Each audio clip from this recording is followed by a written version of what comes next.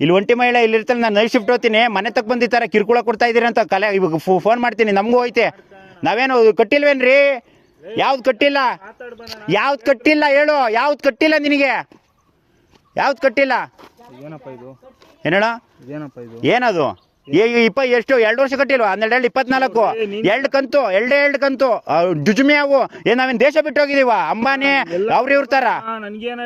ದೇಶ ಬಿಟ್ಟು ಹೋಗಿದೀವ ನಾವು. ಅಂತರ್ನ ಕಳಿಸ್ತೀರ, ಕೋಟ್ಯಾಂತರ ರೂಪಾಯಿ ಕಳಿಸಿ, ಇಲ್ಲಿ ಬಡವರನ್ನ ರೈತರ ಮಕ್ಳನ್ನ ಬಂದು ಅಯ್ಯೋ ಅನ್ನಿಸ್ತೀರ ನೀವು. ಅಯ್ಯೋ ಒಂದು ಸೊಕ್ಕಿ ಮುಕ್ಕಿಸ್ತೀರ. ನಮಗೂ ಗೊತ್ತು ಕಾನೂನು ಕಟ್ಟೆ, ಈ ತರ ಕಿರುಕುಳ ಕೊಡಂಗಿಲ್ಲ. ಹೋಗಿ ಸೀಸ್ ಮಾಡ್ಕೋಬೇಕು ನೀನು.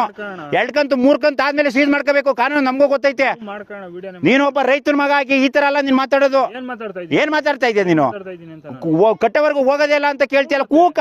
ನನ್ಗೇನು ನಿನ್ ಕರ್ತವ್ಯ ಅದು, ನೀನ್ ಮಾಡ್ತಾ ಇದ್ದೆ, ಕೂಕೊಂಡು ಹೋಗ ಅಷ್ಟೇ.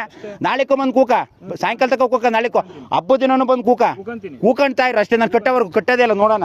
ಹೋಗಿ ಸೀಸ್ ಮಾಡ್ಕ ಗಾಡಿನ. ಏನೇಳ ಏನೇಳ ಏನೋ ಕಟ್ಟಿರಲ್ಲ. 2 ತಿಂಗಳು 4 ಕಂತು ಒಂದೇ ಸಲ ಕಟ್ಟಿದೀವಿ ನಾವು. ಏನೇಳ ಅಷ್ಟೊಂದು ನಂಬಿಕೆ ಇಲ್ಲ ಅಂದ್ರೆ ಗ್ರಾಹಕರಿಗೆ ಲೋನೇ ಕೊಡ್ಬೇಡ್ರಿ ನೀವು. ಏನ್ ನಾನ್ ಲೋನ್ ಮಾಡ್ಸಿರೋದಲ್ಲ, ಇದು ಮಾಡ್ಕೊಂಡ್ ಕೊಟ್ಟಿರೋದು ಅಣ್ಣ ನೀವು. ಏನೇಳ ನೀನೆಲ್ಲ ಕೊಟ್ಟಿರೋದು, ಅವ್ನು ಇನ್ನೊಬ್ಬ ಯಾರೋ ಕೊಟ್ಟಿರೋದು. ನಮ್ಮಂತ ಗ್ರಾಹಕರು ಇರೋದಕ್ಕೆ ಇವತ್ತು ಫೈನಾನ್ಸ್ಗಳು ನಡೀತಿರೋದು. ನೀನು ಒಬ್ಬ ಗ್ರಾಹಕನೇ, ನೀನು ಅನುಭವಿಸ್ತಿದ್ಯಾ ಸಾಲ ಮಾಡಿ. ಅರ್ಥ ಆಯ್ತಾ? ನಮ್ಗೇನು ಸುಮ್ಮನೆ ಬಿಟ್ಟಿ ಕೊಟ್ಟಿರಲ್ಲಪ್ಪ ನೀವು. 9,000 ಹೊಸ್ಲು 9,000 ಬಡ್ಡಿ ಕಟ್ತೀವಿ.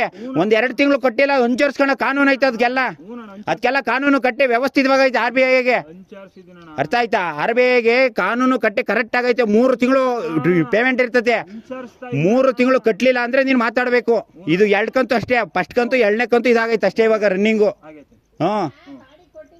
ಏನೇಳೋ ಅಲ್ಲಿ ಆಗ್ಲಿಲ್ವಾ ನಿನ್ ಗಾಡಿ, ನಿನ್ ಪದ್ಧತಿಯನ್ನು ಸೀಸ್ ಮಾಡ್ಕೊಂಡು ತಗೊಂಡೋಗಿ ನಿಲ್ಲಿಸ್ಕ. ಏನೇಳ ಸೀಸ್ ಮಾಡ್ಕೊಂಡು ನಿಲ್ಸ್ಕೋಬೇಕು. ಪೇಮೆಂಟ್ ಮಾಡಿ ಇತ್ಕೊಬತ್ತೀವಿ. ಏನೇಳ ಇಲ್ಲಿ ಬಂದ್ಬಿಟ್ಟು ಮನೆ ಬಾಕ್ಲ ಕೂಕೊಂತೀನಿ. ಏನೇಳ ಮನೆ ಬಾಕ್ಲ ಕೂಕೊಂತೀನಿ. ಕಟ್ಟೋವರೆಗೂ ಹೋಗಲ್ಲ. ಬೇಡ ಕೂಕ ಇಲ್ಲೇನೆ. ಆಯ್ತು, ಇಲ್ಲೇ ಕೂಕ.